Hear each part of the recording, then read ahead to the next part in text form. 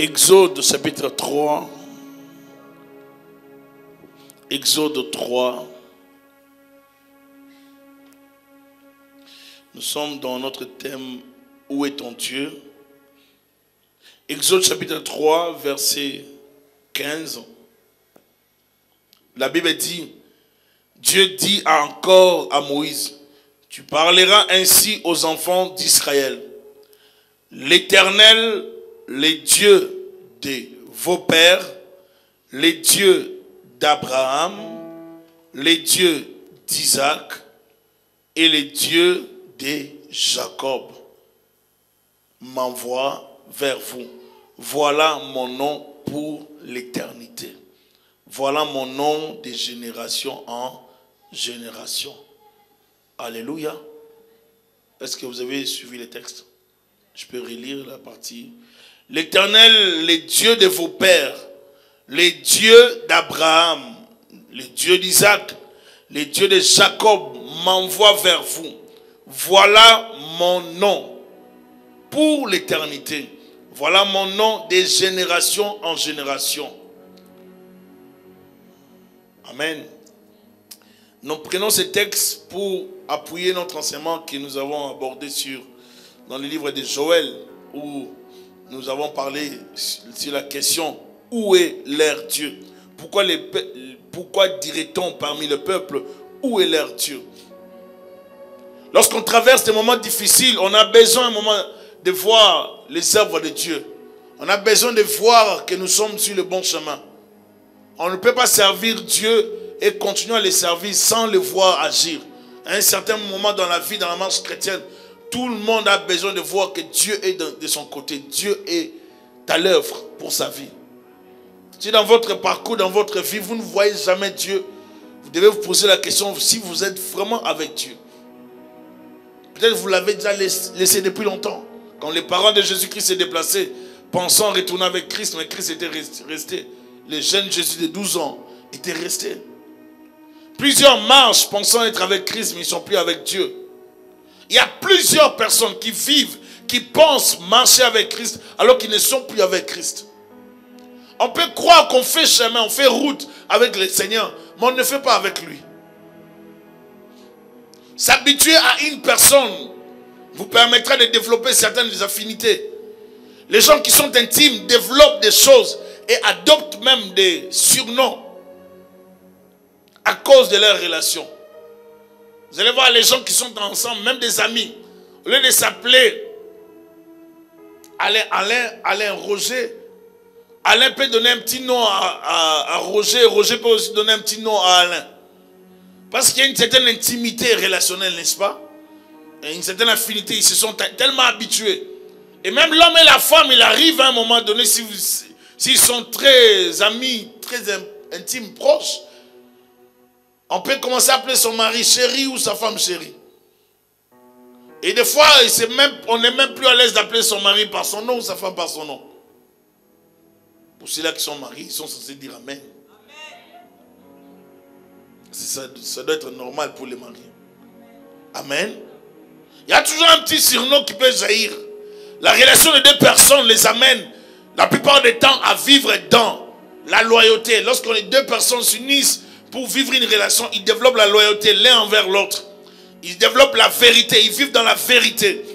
Ils vivent dans le respect. Ils vivent dans l'amour. Ils vivent aussi dans une dimension d'alliance. Il y a une alliance qui vient s'installer. Lorsqu'on devient unis, lorsqu'on est ensemble avec quelqu'un, il y a la loyauté. La loyauté, c'est cette dimension qui vous permet de ne jamais trahir votre prochain. Ou vous ne pouvez pas trahir votre mari, votre femme, votre ami.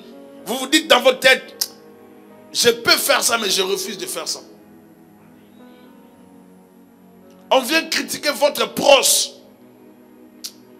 votre copine, votre soeur, votre frère. Tu refuses de critiquer. Tu dis que moi et ces frères-là, nous sommes bien. Je ne peux pas parler comme ça. La plupart du temps, les gens n'ont pas la loyauté. Nous sommes des chrétiens, mais nous abandonnons plusieurs valeurs, plusieurs choses sur lesquelles Dieu compte. Nous avons des chrétiens mais qui sont prêts à vilipender, qui sont prêts à assassiner directement, qui sont prêts à critiquer leurs frères, leurs sœurs, qui sont prêts à dire n'importe quoi facilement. Les chrétiens d'aujourd'hui n'ont pas là. C'est cette dimension, n'est-ce pas, de la sagesse. Savoir se retenir, savoir se maîtriser, se contenir. Les chrétiens parlent facilement. Il n'y a pas la loyauté, même dans les relations, frères et sœurs dans l'église. On est prêt à se faire du mal, alors en tant que chrétien. Dans la société, la même chose. Celui qui n'a pas la loyauté sera prêt à vous faire même du mal, à vous empoisonner. Les apôtres ont manifesté leur loyauté envers Jésus-Christ. Malgré les vents et marées, ils n'ont pas été peut-être plus proches avec le Seigneur lors de la souffrance, mais ils sont restés quand même ensemble. Même s'ils étaient un peu éparpillés, ils avaient cette espérance en Christ. La loyauté va vous pousser à rester fidèle, à éviter de trahir votre prochain. Parce que vous avez une certaine intimité relationnelle. Et vous allez aussi développer cet autre aspect que j'évoque ici, la vérité, savoir vivre dans la vérité. Amen. Lorsqu'on vit ensemble dans une relation, vous allez voir pourquoi est-ce qu'on parle de ça. Lorsqu'on a une relation avec quelqu'un, il faut savoir établir cette relation sur des bases solides, telles que la vérité. Vous ne pouvez pas vivre avec une femme, avec votre mari, mais vous vous soupçonnez tous les jours. Lorsqu'elle parle au téléphone, tu paniques. Lorsqu'il parle au téléphone, tu paniques. Mais c'est quoi? Ça veut dire que ce n'est pas fondé sur des bases solides. Et si vous êtes un mari ou une femme, vous n'avez pas la loyauté, vous serez infidèle. Vous allez trahir facilement.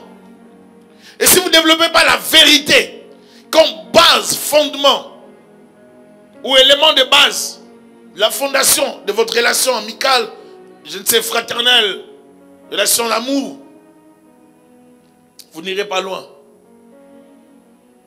Il doit y avoir aussi le respect. Amen. Il faut vivre dans le respect de l'un envers l'autre. Il faut développer la vérité. Il faut savoir dire la vérité, même quand ça vous fait mal de sortir la vérité. Alléluia. Il y a des gens qui préfèrent mentir pour se faire passer toujours comme quelqu'un de parfait. Non. Il faut savoir dire la vérité. Des fois, vous pouvez sauver la relation en disant la vérité. Elle peut être blessante, mais en la sortant, vous montrez aussi votre humanité. Vous êtes faible. Nous sommes des humains. Mais au moins, tu as dit la vérité à ton prochain. Tu évites d'éclater la relation. Il faut savoir bien vivre avec les autres. Et Dieu nous exige toutes ces réalités, ces vérités dans la dimension de la relation avec lui. Dieu nous veut loyal. Il veut que nous ayons la loyauté envers lui. Il veut que nous puissions marcher dans la vérité qui est sa parole. Il veut que nous puissions marcher dans le respect de sa pensée, de sa volonté. Dans le respect de sa parole. L'autre point, c'est marcher dans l'amour. La relation de deux personnes les amène la plupart du temps à vivre dans l'amour. Lorsque deux personnes vivent ensemble, ils doivent développer de certaines affinités. Mais il arrive que des fois vous pouvez vivre avec quelqu'un, vous pensez que la personne vous aime, mais la personne ne vous aime pas. La personne profite de cette relation en fait, de ce que vous avez, mais la personne ne vous aime pas. J'ai compris beaucoup de choses dans la marche chrétienne et j'ai compris que plusieurs personnes n'aiment pas. Il y a peu de gens qui aiment. Vous pouvez avoir une grande église, vous pouvez avoir beaucoup de gens dans cette église. Mais il y aura toujours une poignée de personnes qui vont vous aimer réellement. Vous aimer tel que vous êtes. Pas vous aimer par rapport à ce que vous avez. Mais vous aimer en tant qu'humain. Plusieurs personnes aiment Dieu parce qu'ils ont de l'intérêt en Dieu. Parce qu'ils trouvent que Dieu a des choses qui les intéressent. Mais ils n'aiment pas Dieu dans d'autres dimensions. Lorsque Dieu est tellement sévère, dur, compliqué, là ils n'aiment pas.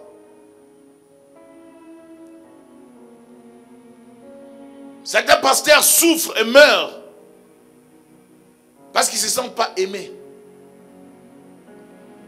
Certaines femmes meurent, développent des maladies, problèmes d'estomac, parce qu'elles ne se sentent pas aimées. Là, il n'y a pas l'amour dans une relation, la relation n'ira pas loin. On a besoin de l'amour comme base pour croire à l'avenir. S'il n'y a pas l'amour, les deux personnes ne peuvent pas marcher ensemble. Il peut y avoir le respect, mais on a besoin de l'amour. Et l'amour, c'est la base de toute chose. L'amour va te pousser à dire la vérité. L'amour te poussera à voir le respect de l'autre. L'amour va te conduire dans la loyauté. L'amour, c'est la base de toute relation solide. Et j'ai constaté que plusieurs personnes n'aiment pas Dieu. La plupart du temps, nous voulons avoir ce que Dieu a. Et nous ne voulons pas le servir pour ce qu'il est. Nous sommes intéressés à avoir la bénédiction de Dieu. Je suis malade, je veux que Dieu intervienne dans ma vie. C'est ce que je veux. J'ai un problème.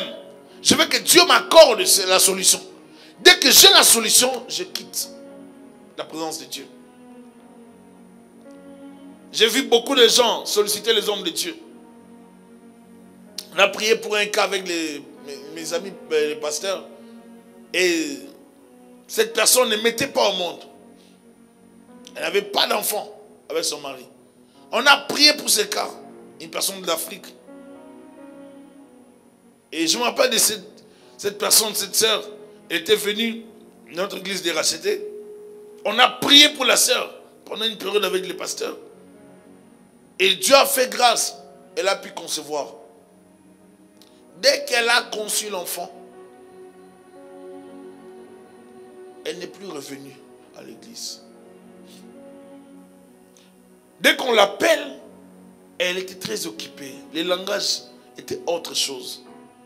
Elle était très occupée. Elle était prise. Pasteur, vous voyez avec l'enfant, j'ai trop de problèmes, je suis vraiment prise. Et puis après, elle ne prenait même plus les appels. À un moment donné, son mari était tellement arrogant envers les pasteurs. Il nous a montré qu'ils n'avaient pas besoin de nous.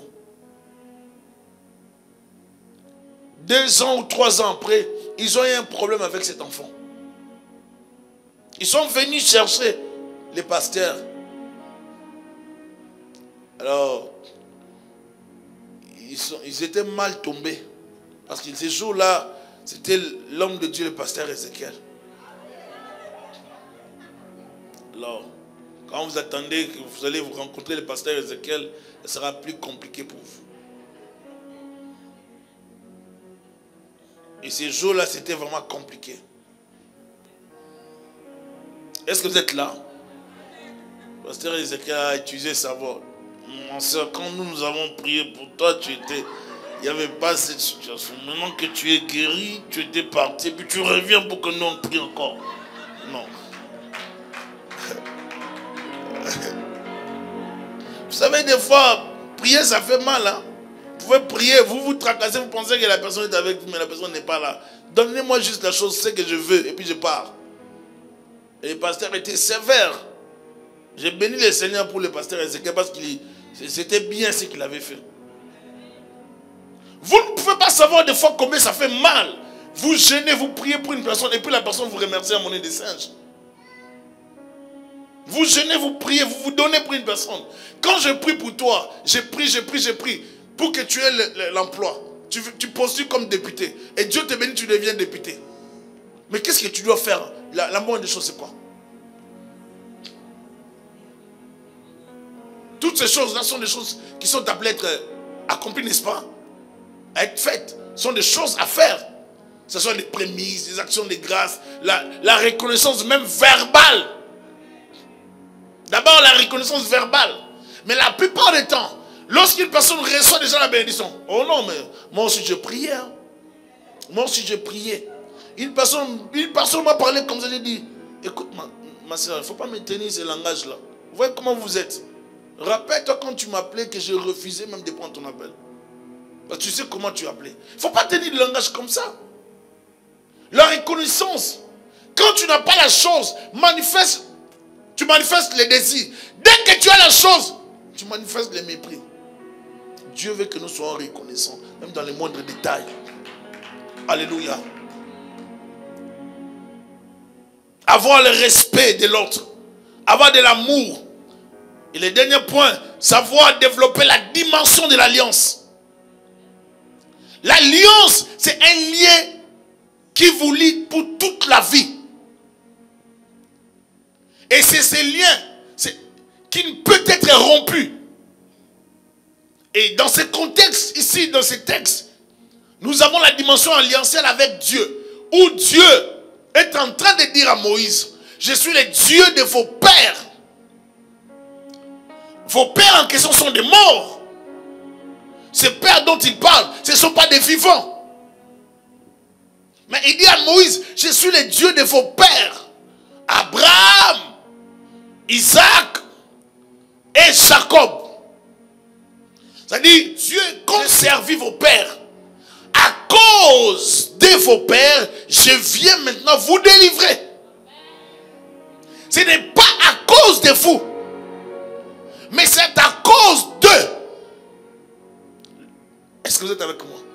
Il y a des actes qui parlent. Des prédécesseurs qui ont marqué l'histoire, qui ont assuré l'avenir de la famille par leurs actes, leur attitude, leur comportement, leur consécration. Et ça fait que Dieu était endetté. Il était en dette. Il était obligé d'intervenir pour l'avenir d'Israël. Il y a des choses qu'un proche ne peut pas faire à son intime, à son proche, à son ami. Plus vous êtes ensemble dans une relation d'amitié ou d'amour, plus forte sera votre lien de relation. Vous allez vous protéger.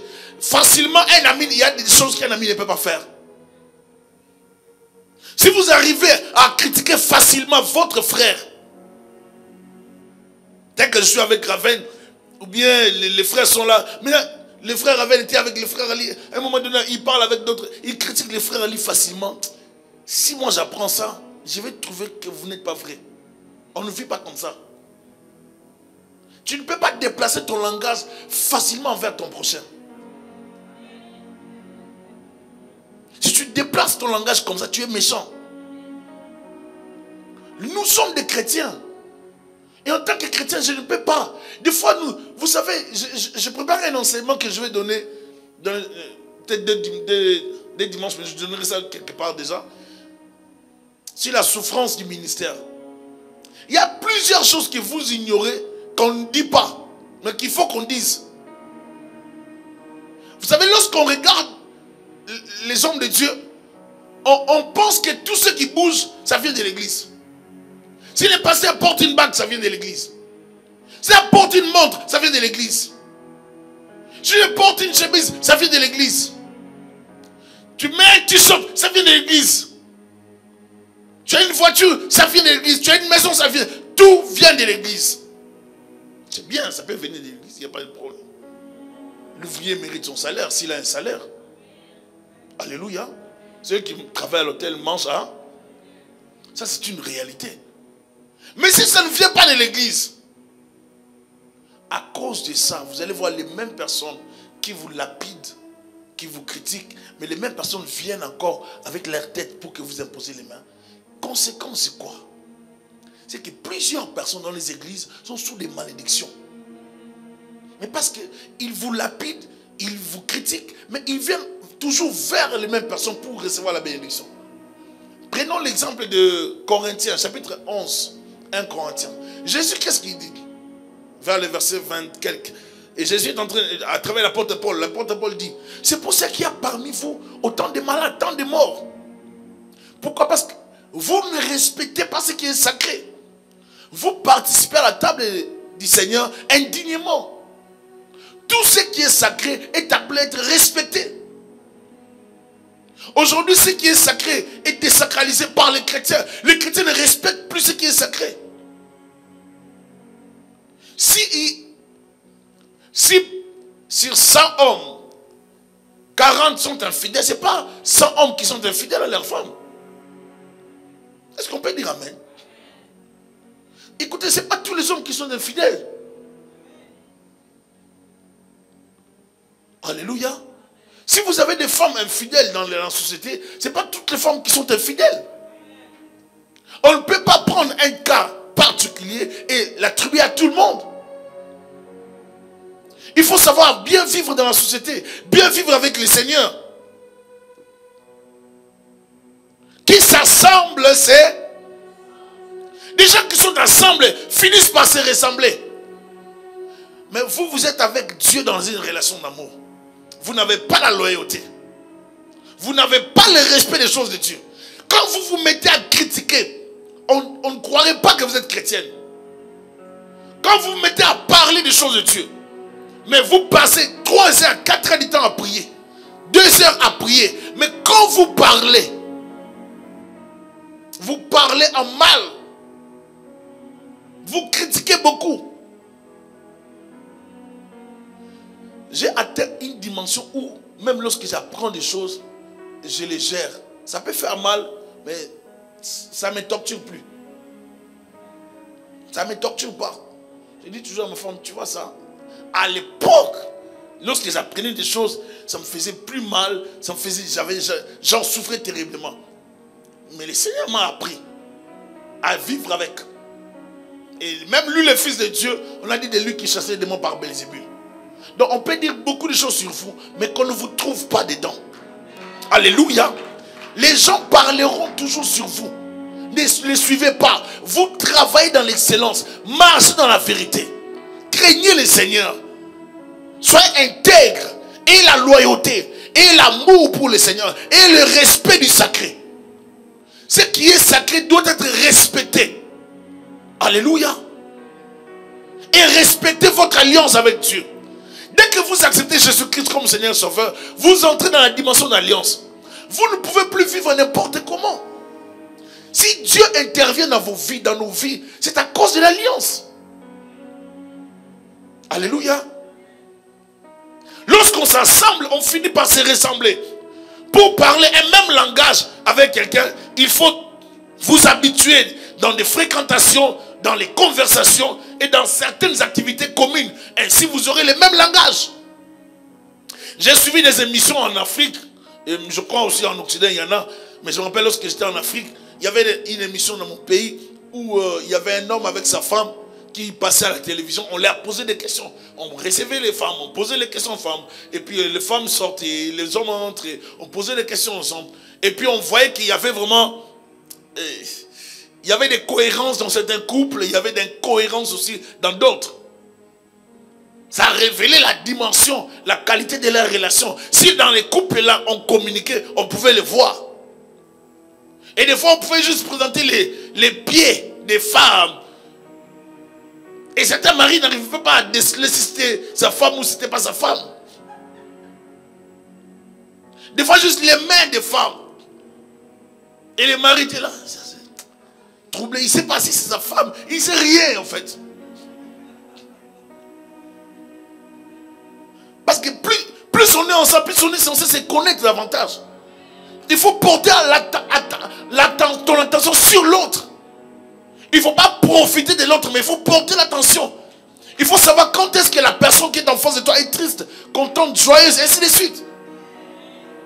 La même façon que nous vivons cette dimension relationnelle dans l'amour ou dans l'amitié, la même chose que nous devons vivre ça avec le Seigneur. Est-ce que vous connaissez votre état spirituel? Connaissez-vous votre relation avec le Seigneur? Si le Seigneur avait abandonné ses peuples, c'est parce qu'ils vivaient dans les péchés. Dieu ne pouvait pas continuer à les protéger. Mais à cause de l'alliance, Dieu sera obligé d'intervenir. Dieu n'encourage pas les péchés. Dans Matthieu 5, verset 45, Dieu, créateur des hommes, comme deuxième point, Dieu créateur des hommes, Matthieu 5, 45, la Bible dit, afin que vous soyez fils de votre Père, qui est dans les cieux, car il fait lever son soleil sur les méchants et sur les bons. Il fait pleuvoir sur les justes et sur les... Amen. On s'arrête là. Tout le monde bénéficie de la grâce de Dieu. Tout le monde bénéficie de la pluie de Dieu. Mais tous ne sont pas des fils de Dieu. Alléluia. Tout le monde bénéficie de la grâce de Dieu, du soleil, de la pluie, ainsi de suite, de l'énergie, des souffles de vie. Mais tous ne sont pas des fils de Dieu. Tous n'ont pas de relations intimes avec Dieu.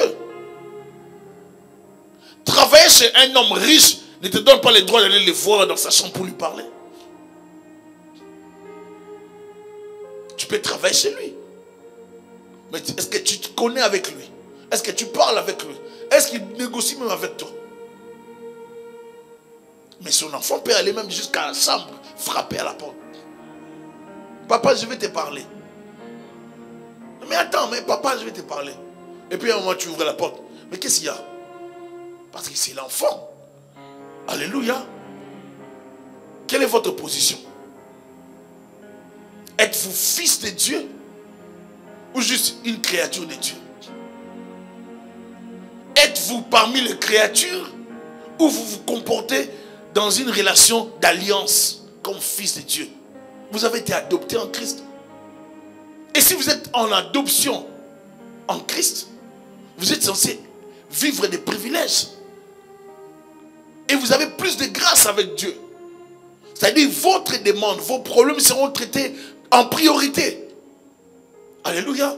La pluie tombe sur tout le monde, mais tout le monde n'est pas fils de Dieu. Tout le monde bénéficie du soleil, mais tous ne sont pas fils de Dieu. Ils sont des créatures de Dieu. On peut laisser l'ivraie et le blé vivre ensemble, mais viendra un temps où ils seront séparés. Alléluia. La pluie tombe sur tout le monde, mais tous ne sont pas fils de Dieu. Toi, tu as une alliance avec le Seigneur. Dieu, créateur des hommes. Tous les humains ont pour créateur Dieu Elohim. Mais Dieu n'est pas le Dieu de tous les hommes. Dieu est le Dieu de ceux-là qui lui obéissent et qui font sa volonté.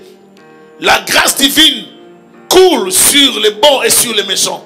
Mais il y a toujours une grâce particulière qui accompagne ses enfants. Pour ces enfants, l'ange de l'Éternel campe autour d'eux. Pour les enfants de Dieu, Dieu peut même sacrifier des hommes à leur place. Ça, ce sont les grâces, les particularités de ses enfants. Il fait vivre tout le monde. Il lève le soleil sur les bons, sur les méchants. Mais il y a des choses qu'il peut faire juste pour ses enfants. Et tu en alliance avec Dieu. Est-ce qu'on peut dire de toi que Dieu est ton Dieu? Parce que là, Dieu venait de dire à Moïse, je suis le Dieu de vos pères. Lui-même, Dieu était fier de le crier tout haut. Dire que je suis le Dieu d'Israël. Je suis le Dieu d'Abraham. Je suis le Dieu de Jacob. Dieu était fier de le dire. Est-ce que Dieu peut le dire pour toi? Est-ce que Dieu était le Dieu de ton grand-père? Toi, mais renseigne-toi. Ton grand-père, ton arrière-grand-père. Est-ce que Dieu était le Dieu de ton grand-père? Est-ce que Dieu était le Dieu de ton père? Essaie de réfléchir, prends ton temps. Prends même 5 générations. Est-ce que Dieu était leur Dieu? Mais si tu prends le temps d'examiner avec moi, tu vas te rendre compte que même dans les 5 générations passées, c'était des gens qui étaient dans les pratiques bizarres, occultes, sorcellerie, fétiches, magie, ainsi de suite. Donc Dieu n'avait rien à voir avec tes prédécesseurs, tes ancêtres. Ce qui fera que Dieu soit ton Dieu, c'est l'alliance. Alors il se rappelle toujours de son alliance et de ses promesses jusqu'à 1000 générations. Ils étaient morts, mais l'alliance a parlé dans sa tête. Dieu a dit non, non, non, non, non. J'ai entendu les cris de mon peuple. J'ai vu la souffrance de mon peuple en Égypte. Et je suis descendu moi-même. Moïse va leur dire, le Dieu de leur père. Est-ce que le Dieu de ton père, ou de tes pères, ou de nos pères, c'est le même Dieu que nous prions aujourd'hui? Moi, je sais que pour moi, ce n'est pas le même Dieu. Bon, peut-être vous, pour vous, votre famille, c'est le même Dieu. Mais pour ma famille, non.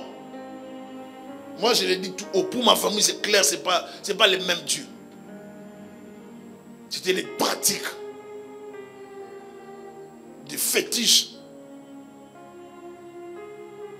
L'alliance parle. Rapidement, les profits de ceux qui ne sont pas en intimité avec Dieu. Les problèmes d'un proche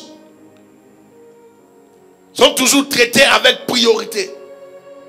Parce qu'il y a une alliance relationnelle. Lorsque votre ami, votre proche, votre femme, votre enfant, votre mari a un souci, vous traitez ça avec priorité. N'est-ce pas? Imaginez que vous êtes là, quelqu'un vient de débarquer comme ça. Il vous dit que, parce que j'ai prié à la promesse. Oh, mais toi, mais tu cherches. Tu pries à la promesse? Je n'ai jamais vu. Tu pries à la promesse. Depuis quand? Est-ce que vous comprenez? On peut poser cette question. Pour chercher à savoir, tu pries à la promesse, mais depuis quand? Comment est-ce que je ne te connais pas? Prier, venir prier et être membre intégré, l'église, c'est autre chose. On est toujours redevable envers son proche ami, son confident, son parent, son frère, sa soeur. La personne avec laquelle on compose. On est plus proche. On est redevable. On se sent obligé d'intervenir. Lorsque ta soeur est dans les soucis, elle a besoin de toi, tu dois intervenir. Ton frère, tes parents, ainsi de suite. Nous devons savoir que nos relations ne sont pas les mêmes dans la vie. Certaines personnes,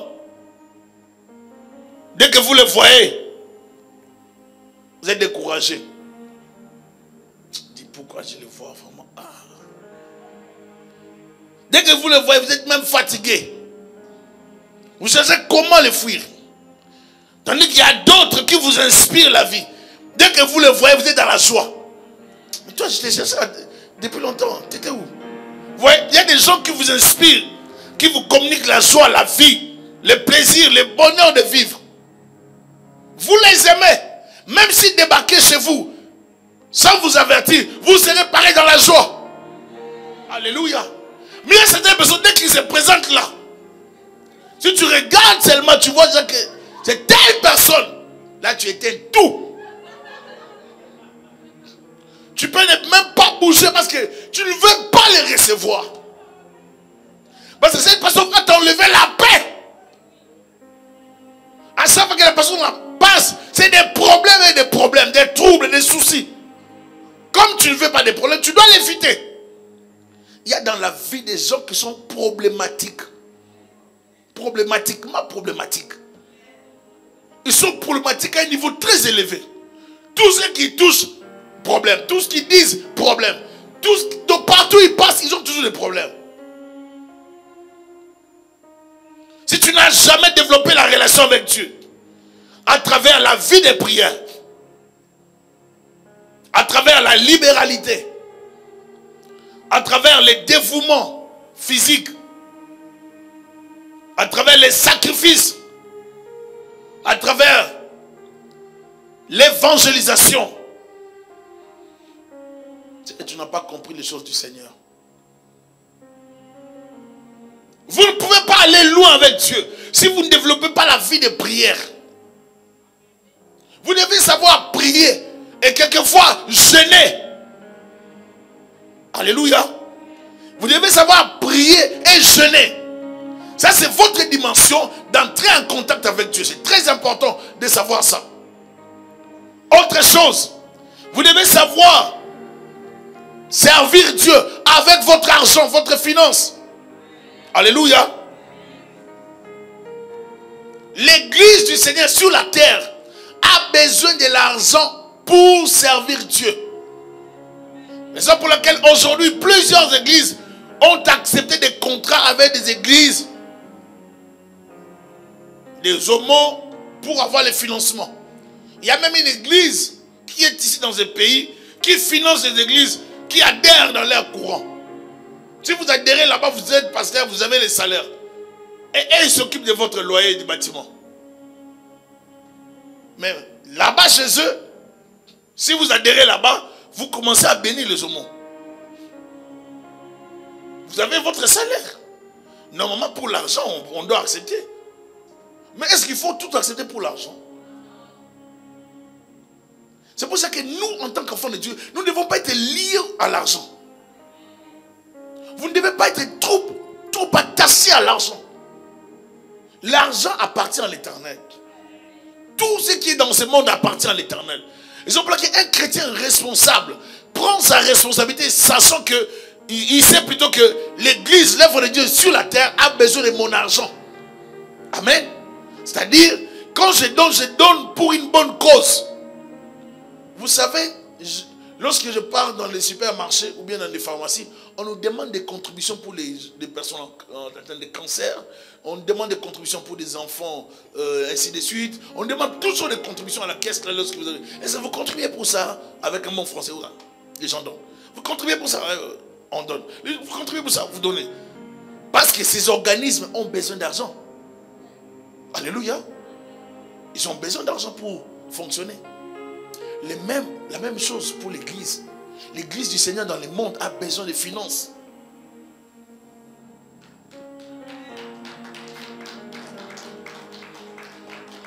Amen. La faiblesse des chrétiens aujourd'hui, c'est l'absence de la vie de prière. Il n'y a pas. La prière révèle votre dialogue, votre intimité avec Dieu. Si vous n'avez pas la vie de prière, mais vous venez seulement à l'église, il y a un problème. Votre soif de Dieu va vous pousser même à la ponctualité à l'église. Est-ce que vous savez ça? Votre ponctualité révèle votre soif de Dieu. Votre ponctualité au culte, aux choses de Dieu, dans la présence de Dieu, révèle votre soif de Dieu. Révèle votre dimension de comprendre de Dieu. Si le travail vous en empêche, on peut comprendre. Mais si vous avez la possibilité d'arriver à temps, vous devez toujours arriver à temps. Parce que vous savez que vous avez soif. Vous êtes dans une relation. Vous êtes dans une relation d'amour. Tu dois aller vers ton maître, vers ton époux, le Seigneur Jésus-Christ. Tu ne peux pas passer ton temps à regarder un film. J'ai fini juste cette partie. 15 minutes encore, mais il est 19h. J'ai fini juste cette partie. Après, j'irai à l'église. Non, tu ne comprends pas. Si tu sais, même si Dieu ne nous révèle pas ça, mais si tu fais des choses comme ça, ça révèle que ton niveau spirituel n'est pas vraiment... Tu n'es pas grand. Tu es encore très immature. Parce qu'un enfant de Dieu est prévoyant. La Bible dit, observe la fourmi. Observe la fourmi. La fourmi prépare sa nourriture avant la saison. Vous pouvez regarder la fourmi, vous les négligez, mais les fourmis préparent leur nourriture. Ils font des tours pour aller ramasser. Ils font des tours, ils se préparent. Nous devons avoir la sagesse et l'intelligence du temps. Savoir gérer les temps. Savoir respecter la présence de Dieu. Savoir chercher le Seigneur à temps. Alléluia. Il y a un certain moment de prière, ça ne prend pas la journée. Ça prend des prières de la nuit. Moi, je suis plus à l'aise quand je prie la nuit. C'est pas que je ne sens pas la présence de Dieu. Les matins, je prie aussi la journée si j'ai le temps. Mais la nuit, ça fonctionne bien. Amen. Quand vous priez la nuit, vous dormez sous la présence de Dieu. Vous êtes bien. Prenez même 1 heure de temps, 30 minutes, priez. Il ne faut pas seulement dormir. Vous voulez dormir, vous ne savez pas où vous serez. Vous dormez brutalement comme ça pendant. Vous priez seulement des prières de flash. Seigneur, je te merci pour la journée parce que ça s'est très bien passé. Seigneur, merci parce que tu m'as protégé. Seigneur, garde-moi. Là, maintenant, tu essaies de baisser la voix. Garde-moi, Seigneur, protège-moi contre les démons. Au nom de Jésus. Là, tu prends l'autorité. Parce que tu as peur des démons. Parce que tu as peur de la mort. Tu as peur, tu ne sais pas ce qui peut arriver la nuit. Mais quand tu veux dormir, ne prie pas comme ça. Prends le temps d'adorer ton Dieu. Est-ce que tu ne peux pas dormir? Dis, Seigneur, j'aimerais que tu me parles. Prends même 30 minutes où tu apprêtes ton esprit à être connecté avec Dieu. De telle sorte, quand tu vas dormir, tu as la facilité de recevoir de Dieu des instructions. Mais toi, tu as déjà chargé ta journée avec toutes sortes de pollutions. Mais quand tu viens dormir, tu fais seulement une prière flash. Donc tu n'es même pas vraiment imprégné de l'onction de Dieu pour dormir sous l'onction. Tu ne dors même pas sous l'onction. Et comment tu ne peux pas faire des cauchemars? Comment tu ne seras pas traqué la nuit? Comment tu ne feras pas des rêves bizarres? Dors sous l'onction. Dors sous la puissance de Dieu. Il faut aimer la vie de prière. La libéralité révèle l'identité des enfants de Dieu. Ils contribuent pour l'entreprise, pour l'œuvre de leur Père. Ils ont les soucis de soutenir le ministère, l'œuvre de leur Père céleste. Ils veulent faire avancer le royaume. Les dévouements pour l'œuvre de Dieu, il faut se dévouer. Des fois on est fatigué, mais on se lève pour le Seigneur. Ne vous justifiez pas toujours. Dieu a besoin des fois de ton corps. Même lorsque tu es fatigué, il a besoin de toi. Si vous n'arrivez pas à vous donner pour le Seigneur ne se donnera pas pour vous. Il y a des gens, moi je dors toujours 8 heures de temps, je ne peux pas. Il y a des gens qui sont sévères pour les répondre. Non, je ne peux pas, parce que je dois dormir. Et si tu dors, tu ne te réveilles pas. Il faut avoir le temps pour le Seigneur. N'aimez pas les sommets plus que Dieu. Je vous assure qu'il y a des gens qui dorment et qui respectent leur sommeil. Vous ne blaguez pas avec ça.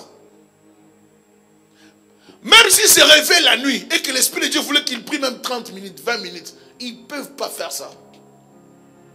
Ils se réveillent la nuit, soit regarder quelque chose, manger quelque chose, mais pas prier. Tu te réveilles la nuit, prie quand même 15 minutes, 20 minutes, 30 minutes. Si tu sens que tu peux prier, oh non, j'ai l'insomnie, je n'arrive pas à dormir, mais prie. Pourquoi tu n'arrives pas à dormir, mais tu arrives à regarder la télévision, ou à manger, ou à faire quelque chose, mais tu ne peux pas prier? Alléluia. Il faut se dévouer. Il faut développer l'esprit de sacrifice. Faire des choses malgré sa volonté, pour la gloire de Dieu. Fatigué, mais je dois faire ça. On m'avait demandé de faire ça, je dois le faire, j'avais promis de le faire. Je me sacrifie. L'œuvre de Dieu, c'est l'esprit de la croix. Tu ne peux pas être chrétien sans porter la croix. La croix révèle le sacrifice. Tout chrétien est appelé à vivre la dimension du sacrifice. Pas question de chrétiens seulement qui se justifient. Ah, moi j'étais fatigué. Ah, moi j'étais fatigué. Tout le monde est fatigué. Tout le monde est fatigué. Je vois ma femme, après l'accident, il y a des choses qu'elle ne peut plus faire. Elle ne peut pas porter des choses, elle ne peut pas faire ça, elle ne peut pas faire ça. Je la comprends, mais je dis, mais oui, il y a ça, mais il faut prier. Il y a ça, mais on doit aller à l'église. Il y a ça, mais oui, elle fait tout ce qu'elle fait. Les traitements physio, tout ça, ergo. Mais vous la voyez là à l'église. Mais si c'était certaines personnes. Mais ça, c'est une occasion. C'est l'aubaine. C'est l'occasion de l'année. C'est l'occasion de l'année, mais c'est l'aubaine. Il y a cette personne, mais pour des grippes, des petites histoires. C'est l'aubaine. On attend seulement ça, des petites migraines. Ah, c'est l'occasion de ne plus aller à l'église. Pasteur, depuis que j'ai fait l'accident, je ne bouge même plus. Je ne peux plus rien faire. Je suis toujours là à l'été. Mais que je ne te croise pas dans un centre commercial. Vous voyez? Des fois, nous jetons des choses sur Dieu. Lorsqu'on sait que ce jour-là, tout est correct, on n'a pas besoin de Dieu. Non, pasteur, je viendrai. Comme un frère disait au pasteur dernièrement, pasteur, je vais venir. Attendez, je pense que je suis un peu occupé. Je vous ai raconté l'histoire de la sœur. Hein? Après, lorsqu'ils ont eu les problèmes avec l'enfant, ils sont revenus. Comment les pasteurs avaient parlé? Ils ne sont plus revenus là-bas à l'église. Alléluia. Parce que des fois, on pousse les gens, même les serviteurs, même le prochain, à devenir un peu sévère, un peu dur, avoir un cœur sévère. Parce que l'homme n'est pas reconnaissant. Il faut savoir se sacrifier. Si ton enfant, s'il y a le feu dans l'immeuble, dans le bâtiment, ton enfant est à l'intérieur, tu vas le laisser. Tu vas le laisser ton enfant. Même si tes cheveux vont prendre le feu, tu vas entrer. C'est ça, non? Si c'est vraiment votre enfant, vous entrerez. Je vous ai dit l'autre fois, parlant de deux femmes, je vous ai dit, celui qui n'est pas la vraie mère de l'enfant, ou celle qui n'est pas la vraie mère de l'enfant, a demandé qu'on puisse couper l'enfant en deux. Mais la mère de l'enfant a refusé cela. Si vous voyez quelqu'un dans l'église créer des problèmes, vouloir tout détruire, ce n'est pas la mère de l'enfant. Est-ce que vous comprenez? Si vous voyez quelqu'un comme ça, il veut à tout prix salir les pasteurs, il veut à tout prix détruire les pasteurs. Lui, tout ce qu'il voit, c'est ma femme. Mais ma femme, c'est ma femme, c'est pas de ma femme. Tout ce qu'il voit, c'est les enfants des pasteurs, c'est la femme du pasteur. Non, non, non. Alléluia. Ce n'est pas la mère de l'enfant. La mère de l'enfant ne voudra pas détruire l'œuvre. Alléluia. Si j'ai un problème avec la sœur Tessie, j'irai voir la sœur Tessie. Sœur Tessie, est-ce qu'on peut parler un peu à côté? Ou bien si la sœur Tessie a des remarques à faire au pasteur, pasteur, regardez. Parce que moi, je reçois des remarques des fois de l'église. Si vous avez des remarques, venez les faire. Il y a un jour, nous avons reçu un serviteur de Dieu, une personne qui m'a dit, pasteur, moi, je n'ai pas voulu ça, parce que j'avais trouvé ça. J'ai dit, il n'y a pas de problème. Vous avez votre liberté de parler. Amen. Vous avez la liberté de parler. Vous n'êtes pas des prisonniers. vous devez vous exprimer. Mais faisons les choses poliment, sagement, parce que nous sommes en train de servir Dieu ensemble. Nous passerons l'éternité ensemble. Votre frère véritable, c'est la personne qui est à gauche, à droite. C'est réellement la personne, eux aussi, chrétienne. Amen. Ensemble, nous passerons l'éternité. Ma sœur, ce n'est pas seulement la sœur aimée. Ma sœur, c'est Tessie. Ma sœur, c'est la sœur Alda. Ma sœur, c'est la sœur aimée. C'est la sœur aimée et aussi ma sœur spirituelle. Parce que ce n'est pas seulement la sœur physique. Ce n'est pas seulement la sœur Cathy. Mais mes sœurs sont mes sœurs physiques et doivent aussi être mes sœurs spirituelles. Alléluia. Autre chose, il faut développer l'évangélisation. La lecture de la parole et l'évangélisation pour faire avancer le royaume. Je vais dire autrement. Si vous n'amenez pas les gens au ciel, au retour du Seigneur, vous aurez des comptes à rendre. Vous serez jugés. Ne pensez jamais que les histoires des talents, oh non, les gens qu'on a parlé des talents, la parabole des talents, c'était pour les gens de la Bible. Non, ça te concerne toi. Tu dois gagner des âmes. Tu dois faire quelque chose pour Dieu. Vous n'êtes pas sauvé pour vous asseoir. Vous n'êtes pas sauvé pour dire, moi je lirai la Bible seulement les dimanches à l'église. Vous n'êtes pas sauvé pour ça. Dieu n'a pas tellement investi en Christ pour que vous puissiez blaguer avec l'œuvre de la croix. Il y a des gens qui sont tels que nous sommes là, qui sont très intelligents pour développer des choses pour la gloire de Dieu. Mais ils n'ont pas le temps de le faire. Mais ils ont le temps de suivre la série plus. Ils ont le temps de suivre les chaînes de documentaires, canal d'investigation, découverte, Hero News. Il y a une chaîne Planète. Ils ont le temps de suivre, parce qu'ils aiment bien les émissions. CNN, ils ont le temps de, vous avez le temps de voir, vous pouvez passer 3-4 heures de temps, mais passez aussi le temps pour les choses de Dieu. Alléluia. Il y a des gens, il y a des femmes vous savez, il y a des femmes qui sont des intercesseurs, qui ont la grâce d'intercéder. Il y a des personnes qui ont la grâce d'intercéder. Dieu te donne le temps d'intercéder pour d'autres personnes. Et Dieu dit, si toi tu pries pour eux, moi je m'occuperai de tes problèmes. Mais toi tu ne comprends pas. Tu sens que tu as la capacité de beaucoup prier. Mais au lieu de prier, tu n'as pas prié. Toi-même tu crées des problèmes pour ne pas prier. Apprends à prier pour les gens. Apprends à prier pour le royaume des cieux. À prier pour l'avancement du royaume des cieux. Ainsi Dieu combattra pour tes problèmes. Alléluia.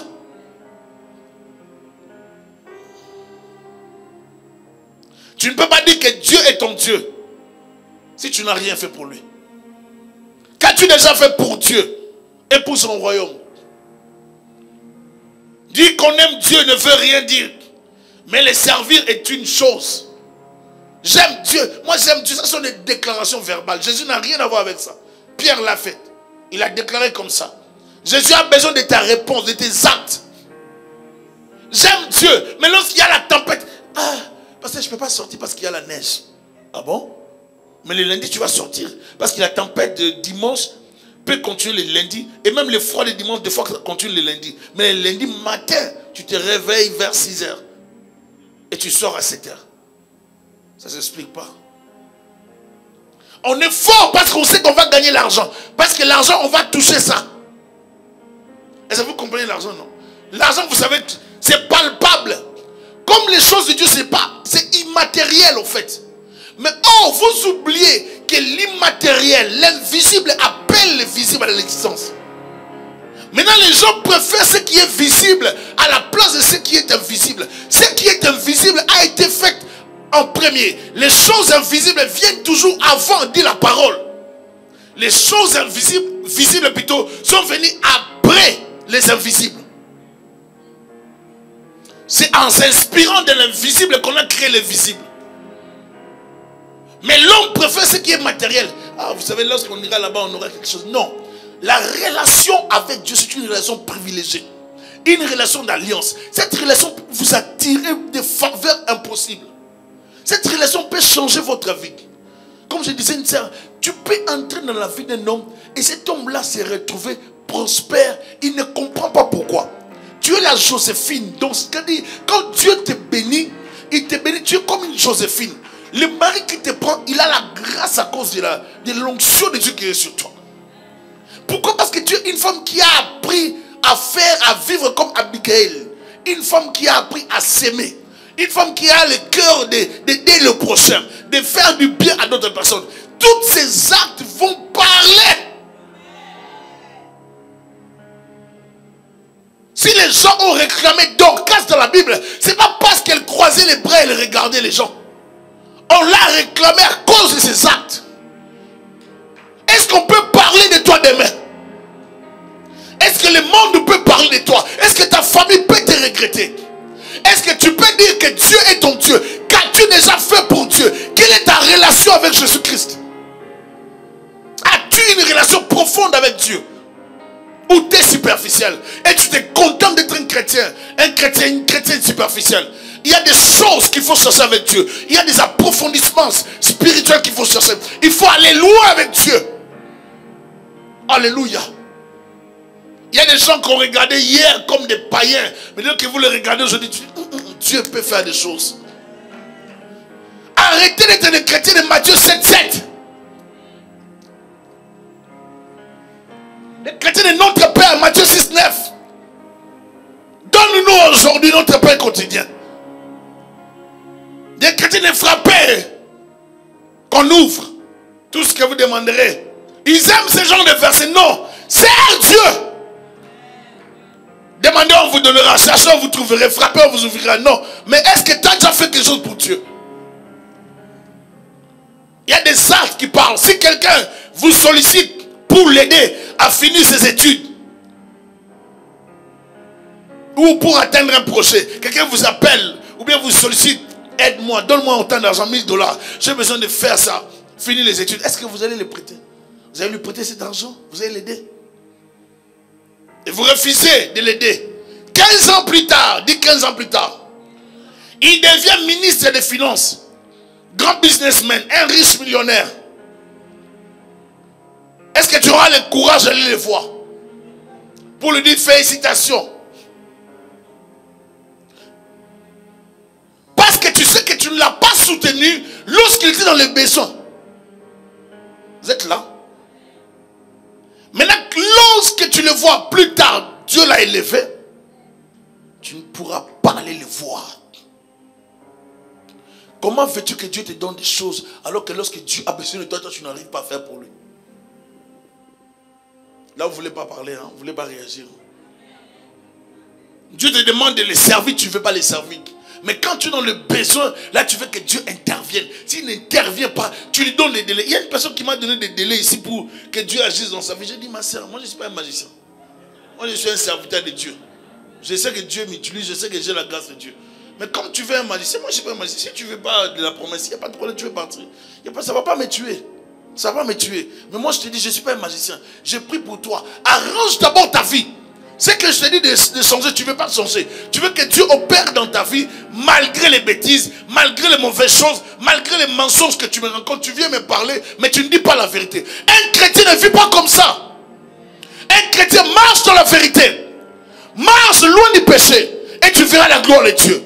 Tu veux que Dieu t'utilise. Tu veux que Dieu apporte la guérison, la délivrance dans ta famille, la restauration. Ça prend la consécration, pas la vie du péché, pas les mensonges. On n'exploite pas Dieu. Dieu, on les sert. On n'utilise pas Dieu. Je ne peux pas utiliser Dieu pour atteindre mes projets. Je n'utilise pas Dieu. Je les sers. Ma soeur, mon frère, écoutez-moi très bien. Que personne n'utilise Dieu pour ces petits projets. Servons le Seigneur, notre Dieu. Aimons-le avec cœur. Et vous verrez ce qu'il fera pour vous. Alléluia. Ce que vous posez comme acte détermine les genres de résultats que vous aurez demain devant Dieu. Votre langage pour les choses de Dieu définit les genres de réponses que vous aurez de sa part. Est-ce qu'on peut dire amen? Votre indifférence à l'égard de l'œuvre de Dieu vous révèle le silence de Dieu au jour de vos pleurs. Si vous êtes indifférent, Dieu vous appelle à le servir, vous refusez. Dieu vous tend la main, vous refusez. Les jours que vous aurez des problèmes, Dieu aussi va vous regarder. C'est ce qu'il dit dans la parole. Si réellement Jésus-Christ est Dieu, manifestez-le par vos actes, par votre conduite, par vos sacrifices pour son œuvre. Ne vous justifiez pas. Un chrétien véritable qui aime Dieu, qui a développé une relation avec Dieu, il est prêt à faire des sacrifices. On dit, on a besoin de frères qui vont aller faire une course ou des sœurs qui vont faire. Ah, parce que moi, j'avais pas budgétisé ces $5 là. Non. Vous savez, comme toi, tu n'as pas budgétisé ces $5 là, tu ne peux pas faire ça. Il y a de ces choses qu'il ne faut pas faire. Vous savez, soyez prêts à vous sacrifier pour Dieu. Soyez prêts à vivre l'humiliation pour la gloire de Dieu. Soyez prêts à être écrasés pour Dieu. Une âme que vous allez gagner pour Dieu, en dépensant votre carburant, Dieu peut faire au-delà de ce que vous pensez pour vous et pour vos enfants. Nous venons de lire ici, il a dit, je suis le Dieu de vos pères. Maintenant, si vous prenez le père Abraham, lisez sa vie. Si vous prenez Isaac, lisez sa vie. Si vous prenez Jacob, lisez sa vie. Vous allez vous rendre compte que ces gens ont conclu l'alliance avec Dieu. Ils ont été fidèles et intègres devant Dieu. À cause d'eux plutôt, Dieu est intervenu dans leurs enfants. Est-ce que Dieu sera le Dieu de vos enfants? Alléluia. Est-ce que Dieu sera le Dieu de vos enfants? Si réellement Jésus-Christ est Dieu, je dirais manifestez-le. Car la plupart des gens qui ne se donnent pas beaucoup dans l'œuvre de Dieu remettent en cause son message de retour pour chercher son épouse. Plusieurs personnes ne croient pas que Christ va retourner. Et il le manifeste dans leur attitude. Si vous croyez que Christ va retourner, chercher l'église, chercher l'épouse, alors manifestez-le dans votre conduite. Manifestez-le dans votre implication. Parce que vous savez qu'il va revenir chercher l'épouse. Créez, parlez aux gens de Christ, évangélisez, invitez les gens. Parlez des gens que Christ revient bientôt. Ne vous gênez pas de le faire. Je dirais que Jésus est mon Dieu parce que j'ai bâti une histoire avec lui.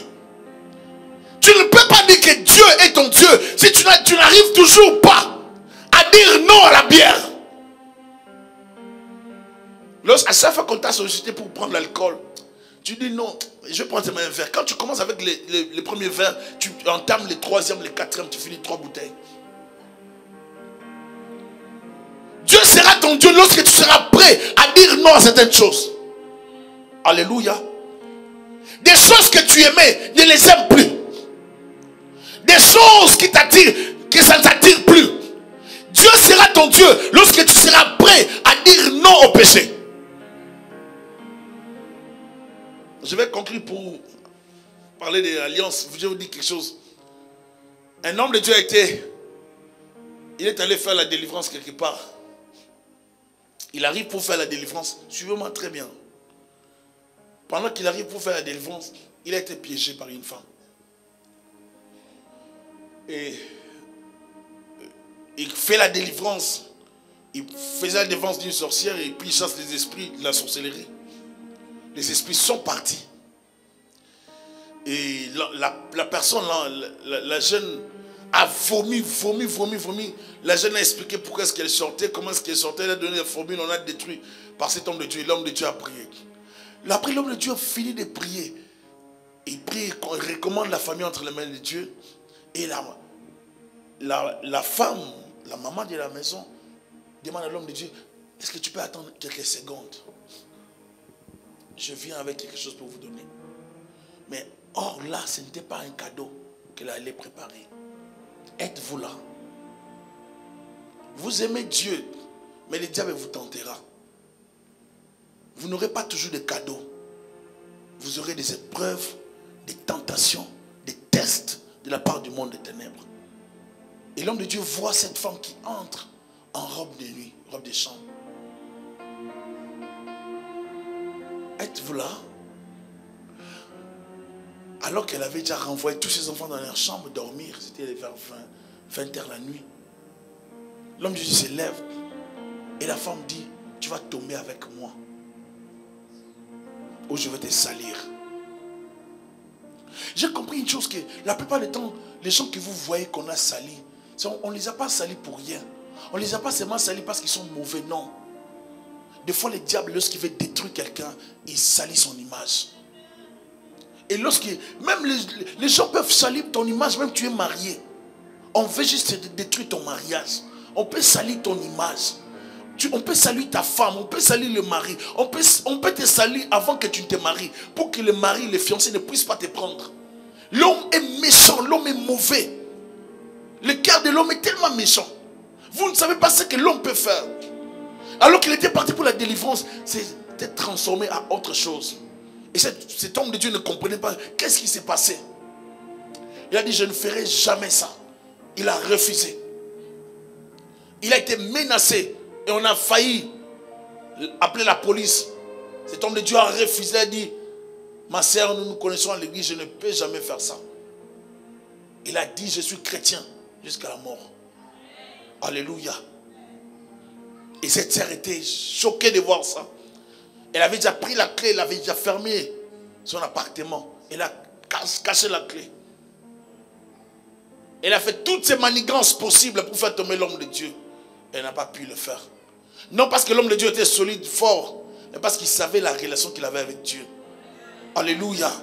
Soyez prêts jusqu'à la mort. La Bible a dit, vous n'avez pas encore résisté jusqu'au sang. Il arrivera où vous serez tentés jusqu'à résister au sang. Avec des douleurs. Vous devez dire non. Cet homme de Dieu est devant vous.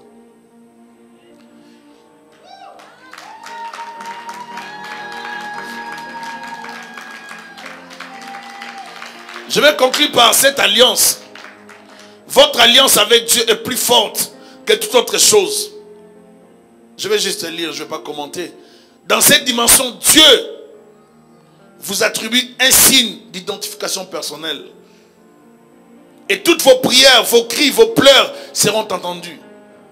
Vos prières seront reçues avec rapidité parce que vous avez l'alliance avec Dieu. Dieu sera votre Dieu suite à l'alliance, ma soeur, mon frère.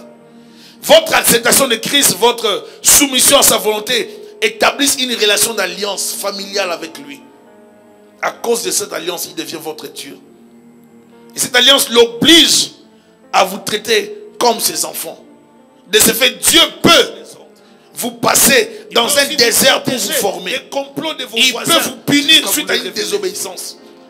Il peut vous laisser vivre à côté de vos ennemis par vision et autres moyens, par le fait de son plan merveilleux pour votre vie et votre destinée. Il peut vous envoyer des anges à cause de votre alliance. Il peut vous accorder le repos, la paix, afin de faciliter votre prospérité. Parce qu'on ne bâtit que dans le repos et dans la paix. Alléluia.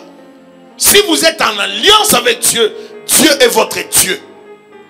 Je dirais à quelqu'un, même si on te pose la question, où est votre Dieu? C'est pour vous tester, pour vous dire, si réellement vous aviez Dieu, si votre fils était ministre, pourquoi vous n'avez pas de voiture? Pourquoi vous vivez dans cette situation? Mais j'aimerais te dire aujourd'hui que Dieu est ton Dieu. Malgré ce que tu traverses, c'est peut-être un désert, c'est peut-être un moment de correction, d'enseignement que Dieu te fait passer. Il est ton Dieu, il ne t'a jamais oublié. Dans cette affaire, il ne t'abandonnera jamais. Il interviendra certainement pour ta vie, pour ton mariage, pour tes enfants, pour ton mari, pour ta fécondité, pour ta destinée. L'Éternel ne t'abandonnera jamais. Je ne crois jamais à ce Dieu qui abandonne ses enfants. Il t'abandonne quelques instants, il va te reprendre avec la joie, avec beaucoup d'amour. Il y a plus de joie pour ceux-là qui sont dans Jésus-Christ. Car en Jésus, nous avons la sécurité, la prospérité, la bénédiction.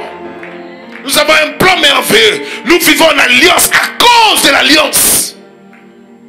Je suis le Dieu de vos pères. Et toi aujourd'hui tu as accepté Jésus-Christ comme Seigneur et Sauveur. Tu es descendant d'Abraham, descendant d'Israël, descendant de Jacob par alliance. Tu bénéficies de toutes ces promesses en Jésus-Christ.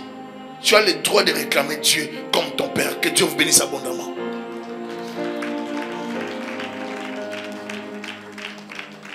Alléluia. Alléluia. Est-ce que tu peux déclarer avec moi? Lève ta main droite. Seigneur Jésus-Christ, couvre-moi par ton esprit. Forme-moi. Forge-moi. Taille-moi. Donne-moi la force. Donne-moi toutes les capacités pour te servir avec intégrité, avec fidélité. Fortifie mon esprit, fortifie mon âme, fortifie ma vie. Viens me soutenir. J'ai besoin de toi. Quelles que soient les réalités que je traverse, accompagne-moi par ta main puissante au nom de Jésus-Christ. Que l'esprit de sagesse et de révélation m'accompagne dans toutes mes entreprises. Je le déclare au nom puissant et précieux de Jésus-Christ. Amen. Nous acclamons Dieu. Que le Seigneur bénisse sa parole.